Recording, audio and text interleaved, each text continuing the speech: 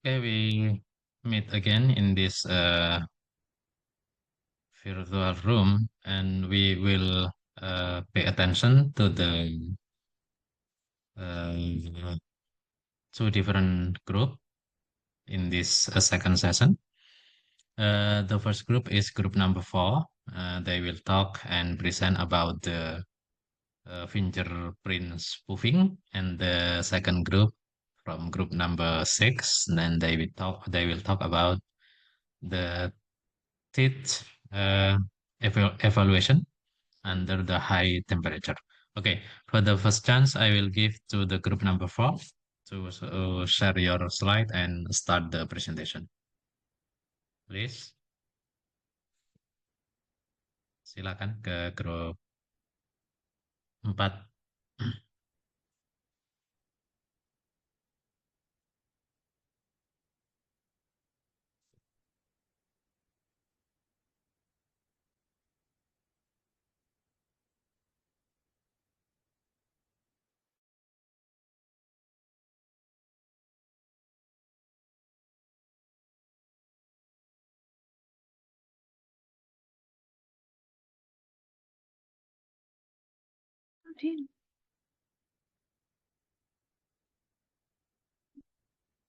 Assalamualaikum warahmatullahi wabarakatuh.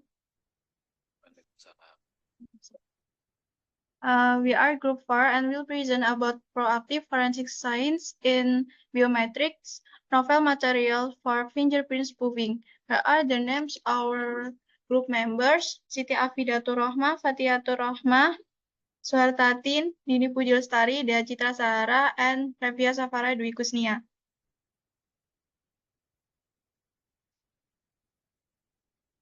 First, this is an introduction.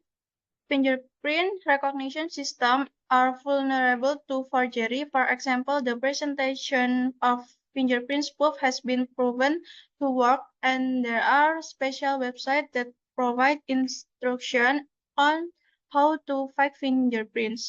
Therefore, hardware-based anti-counterfeiting (PAG) technology has been created, but this technology is vulnerable to being fooled by high-quality imitation. Spoofs are quite efficient and easy to produce, but they have drawbacks, so they must be anticipated as they allow criminals to design and synthesize such advanced and efficient new spoofing materials.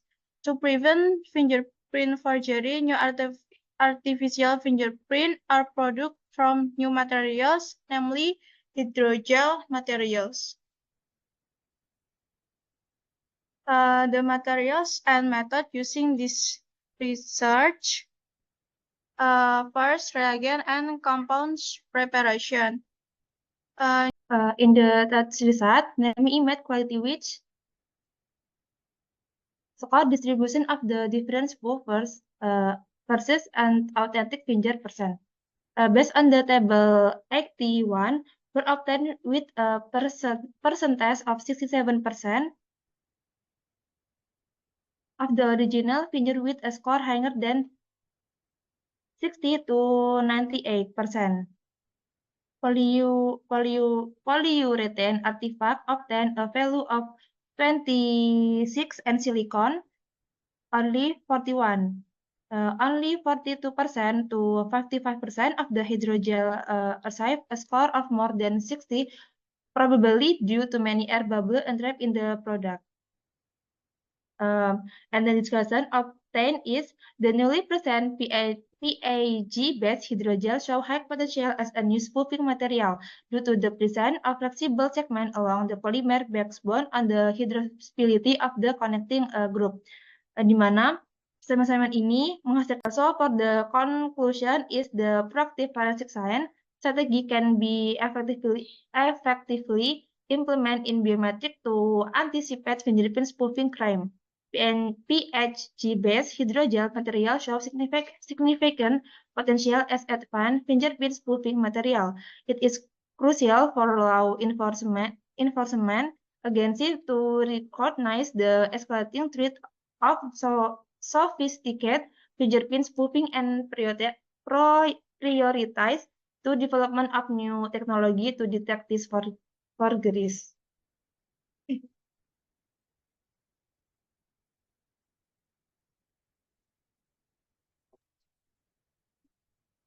Okay, I guess enough from team number 4, and we go to the last presenter from team number 6. Okay, please, team number 6, you can share and start the presentation.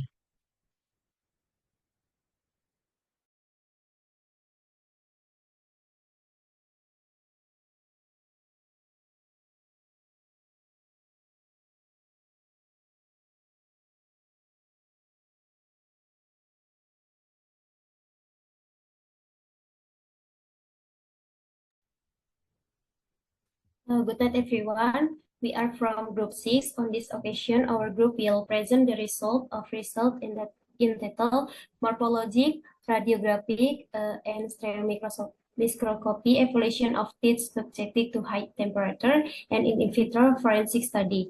First of all, let me introduce myself. My name is Leicester, and group member Agusti Estu Rahayu, Yuli Isti Mulyani, Alivia Purato Aini, Adriana Iflaha, and Ismi Hayatu Naim.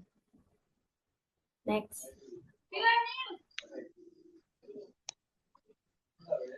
Next. Next. Victims who de-invite and are difficult to identify because their body tissues have been damaged by the heat.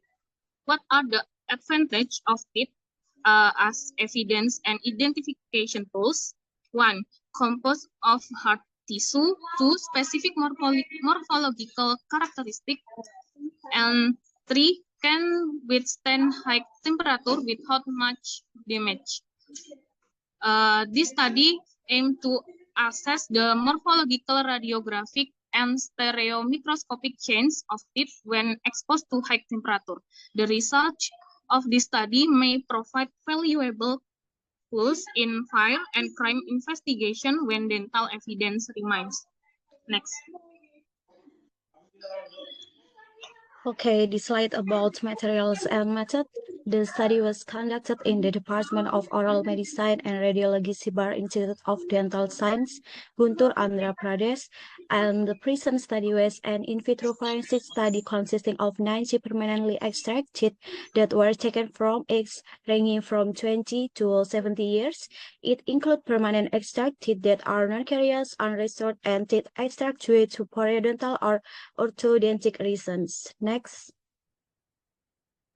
Yes, this is about study method.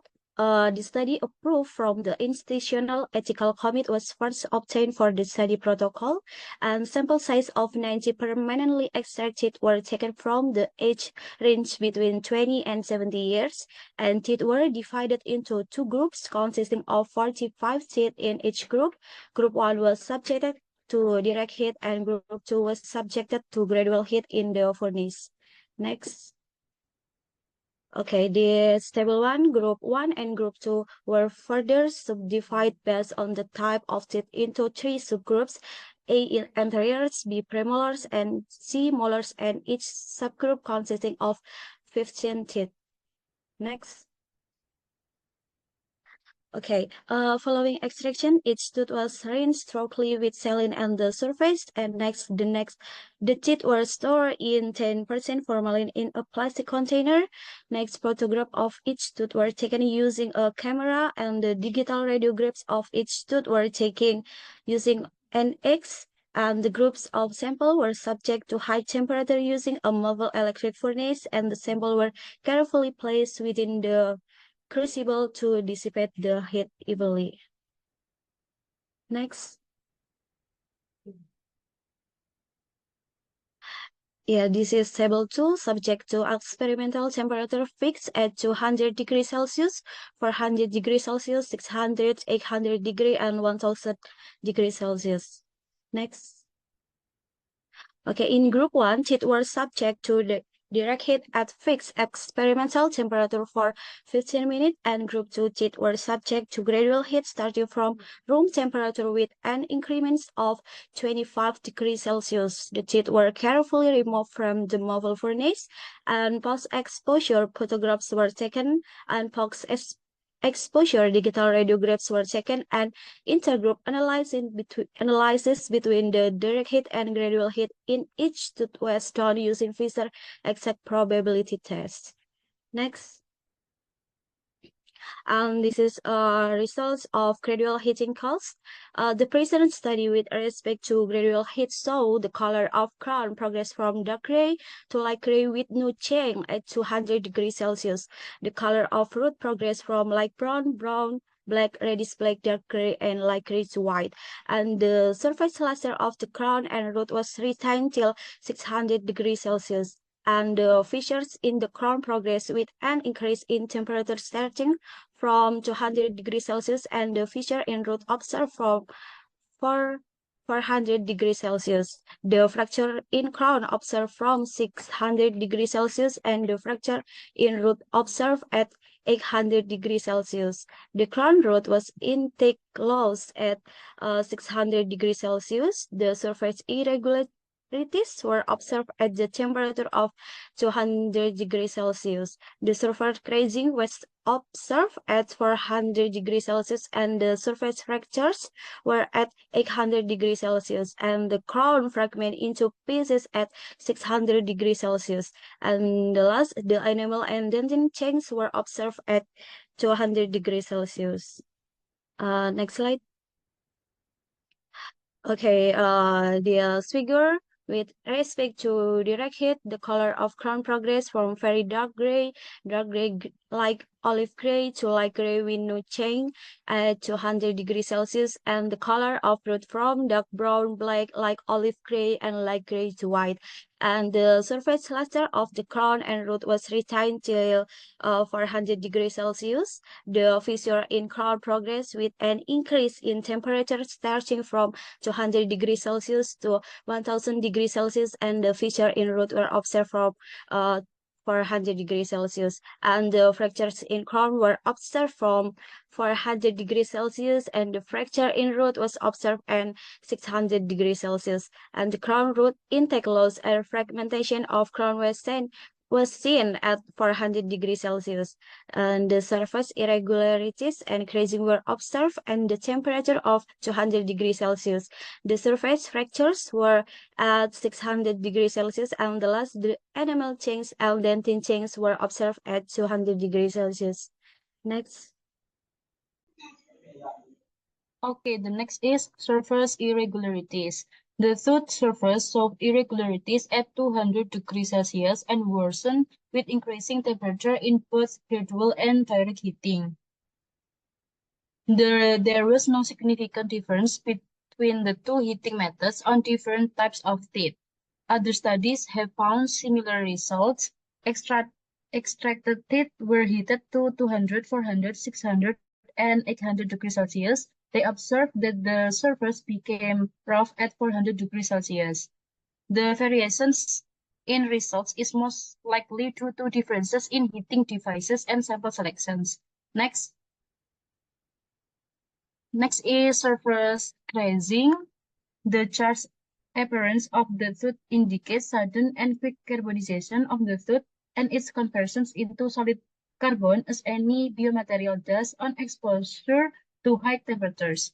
Cracking occurred at 400 degrees Celsius in gradual heating, while at 200 degrees Celsius in direct heating, with more structural damage in direct heating at lower temperatures. Significant changes were found in molar teeth at 200 degrees Celsius in direct heating and 400 degrees Celsius in gradual heating. Other studies have shown similar results, and the differences may be due to temperature variations. Next is surface cracks or fractures. The comparison shows that tooth surface cracking occurs at 400 degrees Celsius with direct heating and 600 degrees Celsius with gradual heating. Teeth exposed to direct heat are more susceptible to damage at lower temperatures. Premolars and molars are more affected in gradual heating, while all teeth are equally affected in direct heat. Several other studies also have almost the same results as this study. Next. Conclusion, exposure to high temperatures cause significant change in the morphological and radiographic structure of teeth. These changes include cracks, discoloration, and deformation of the internal structure of the tooth that can be identified using stereomicroscopy techniques. Radiographics also reveal changes in density and structural integrity of the tooth that are not visible or the naked eye. Thank you.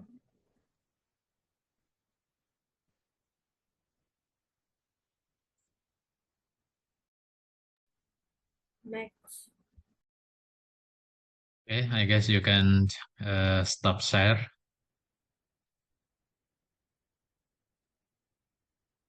Then we stop share. Okay, then we can go to the next discussion session. I give a chance to at least 2 questioner. The first is Devi Sylvia and the second is Lutfi Kurniawan. Please state your question and to which group your question is addressed. Please. Okay, thank you very much for the question. Before I start my question, I think I gonna clarify if I cannot turn on my camera because there is some trouble in my connection. I think it's okay, sir. Okay. My question is for group number 4. What if the prints of the fingerprint from the victim or the perpetrator are injured? So, jadi maksudnya Any feedback from Alvina? Yes, I have a feedback. So, besides the presence of air bubbles, you also mentioned that on the paper, I also mentioned that Neurotech software also did not fully support the presentation attack detection system for the reader or the PAD system. So, does the software limitation suggest a broader issue with biometric testing software? So, Seperti itu. So we still have 2 questions remaining. The first is from Tiastitis. Please answer for group number 6. Okay, thank you. I will repeat the question from Theatitis. How does the study address the potential legal implication of identified change in dental structure due to high temperatures during autopsy? Okay, the answer is this study discusses the legal implication of identified change in tooth structure due to high temperatures in autopsy, especially in the context of fires. Teeth, which are hard parts of the body, have weather resistant to extreme temperatures compared to other tissue, especially soft tissue, and can provide important clue for victim identification. An analysis showed that teeth exposed to direct heat suffer significant damage at lower temperatures. And this finding means that the dental evidence can help determine the temperature of the fire and the condition of the victim, making it an important tool in forensic investigation and legal case. From Alvina, please. Okay, thank you for the opportunity. So, in your presentation, you mentioned before about the presence of air bubbles. So, the presence of air bubbles, you said, as you said before, negatively impacted the fingerprint quality in some tests. So, how exactly were these bubbles formed during the process, and could this have been prevented with alternative preparation methods or maybe better solvent choices? Thank you. Okay. For today, I guess enough for our lecture in biology forensic. And if there is any comment, if there is no comment again, I guess I think enough for our lecture since the meeting from week 1, yeah, until the week 8. In the next week, you will have another lecturer, which is Master Subhanul Waton, and he will continue the topic in our biology forensic lecture with another interesting material.